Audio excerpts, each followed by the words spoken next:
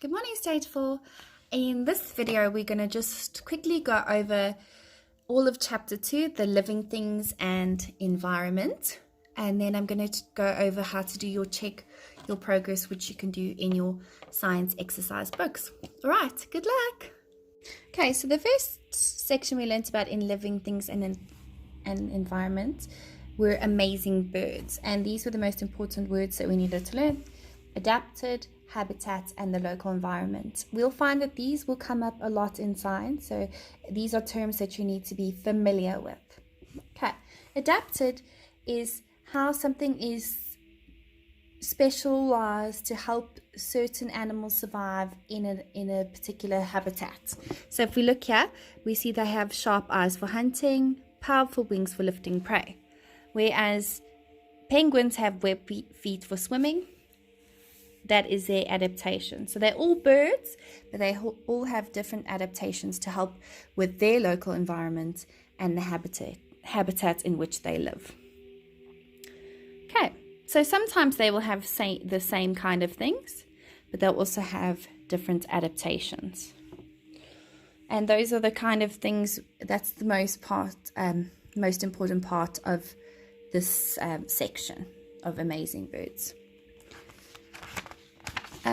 Then we moved on to a habitat for snails, and the words that were important here were variable, trend, and to repeat. A variable is something that can change. So we use variables when we do tests.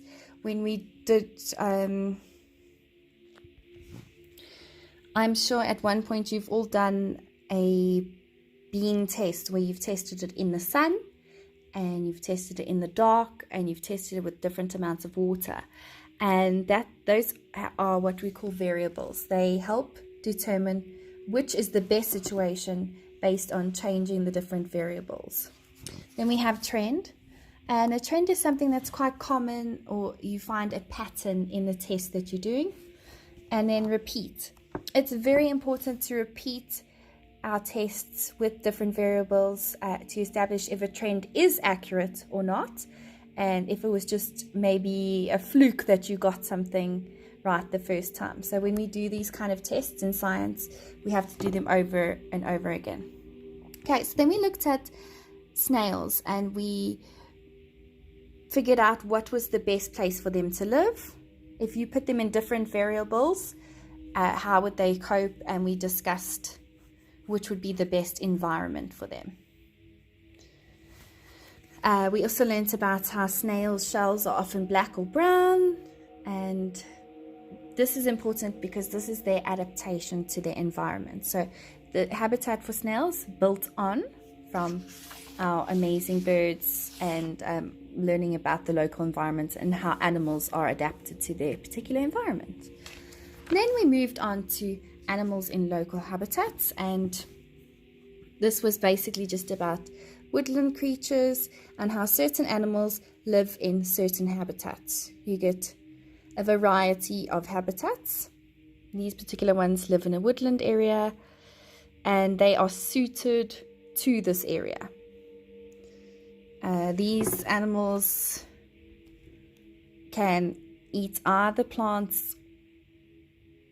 Some of them only eat plants, and then some of them eat other animals too.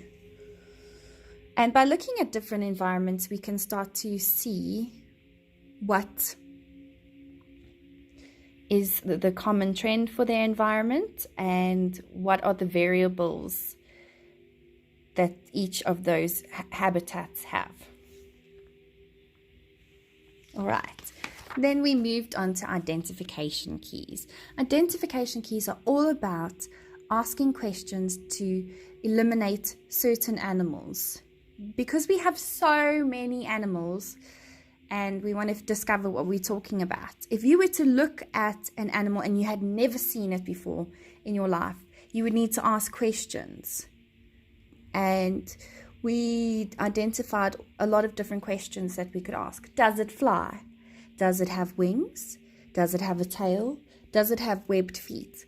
And by asking these questions that warrant a yes or no answer, we are then able to determine what animal it could be based on what we know about these animals. Now, you can ask these questions and still not be right because we don't always know every single animal, but in general, the identification keys can be used to help with this process. This is trying to teach you how to be able to identify things, and we can use this not only for animals. The key can be used in various other things too. Can be used with determining what kind of plants we're looking at. So it's just the process of asking questions, and then from there, does the animal have legs? Yes. Does it have 2 legs? Yes. Does it have feathers? Yes. It is a bird. We go back again. Does it have 2 legs? No. Does it have 4 legs? Yes. It is a cat. Now, it could be many animals that we're looking at here, but it should be easy to try and start eliminating certain animals and by using this process.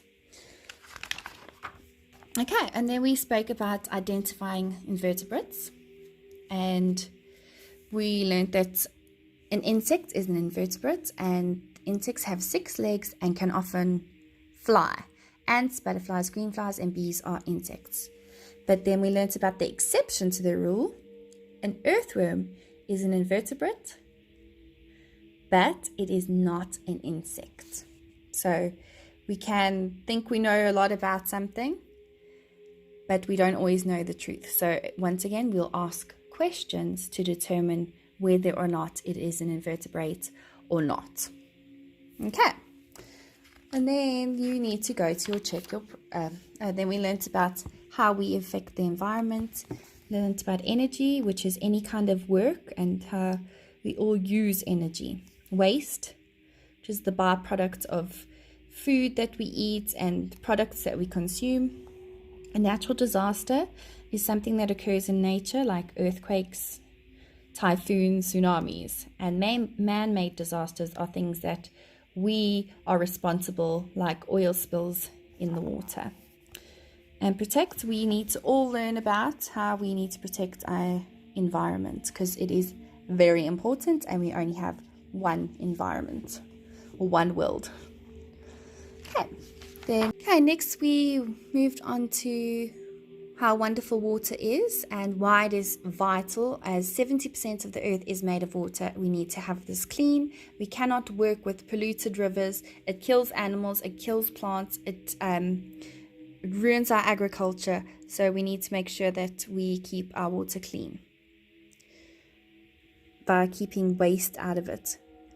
All right, and then the final section, which ties in nicely with this, is recycling can save the earth. And we learned about reused groundwater, recycled microorganisms, and rotting. So I spoke about reusing products and recycling, and then we spoke about microorganisms eating the dead plant material as food, and that is called rotting, and that is done when we are able to make some compost.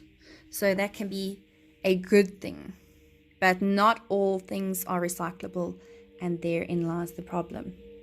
And waste can lead to the groundwater becoming polluted, and if the soil becomes polluted, it can cause major problems for agriculture and for animals, and all the knock-on effects are quite worrisome. So we need to protect our environment as much as possible.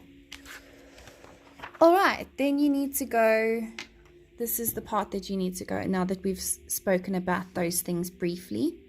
You need to do this in your exercise books. Please make sure you write the heading.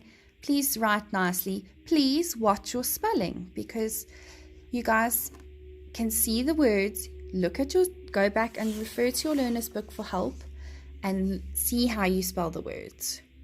Okay. For this, you need to write the name of the habitat shown in each picture.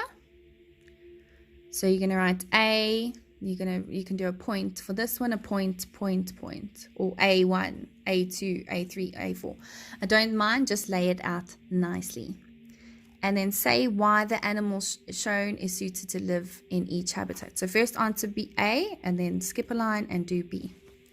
Okay, then we're going to look at the animal and the features of its body. Write down how you think its body is suited to its habitat.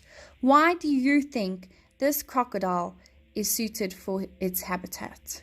What is it about this guy that will make him survive in his habitat? Is it his sharp teeth? Is it his long tail?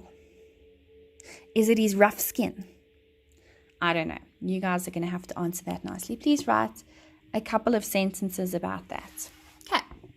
Then you need to construct a key to identify these parts. And we know that we do keys by looking at, we can go back to identification keys, which is our 2.4.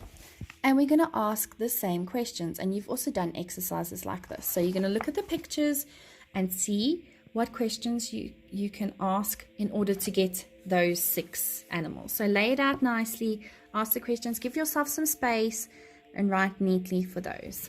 Okay. Then last question 4. Each day, Tabanzi, the farmer, dumps manure from his animals on the land next to the river. The bar chart shows how many tons he dumps each day in 1 week. Okay, so that is quite worrisome, Tabanzi. We know what manure is. That is animal feces. Okay, so you need to look at this bar graph, the bar chart, and then you need to answer the questions. So read. This says manure in tons, and then we have the days.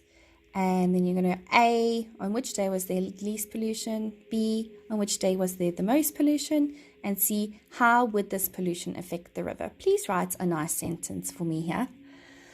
All right, and if you have any questions whatsoever, you can video call me or voice call me or WhatsApp me. Please do so.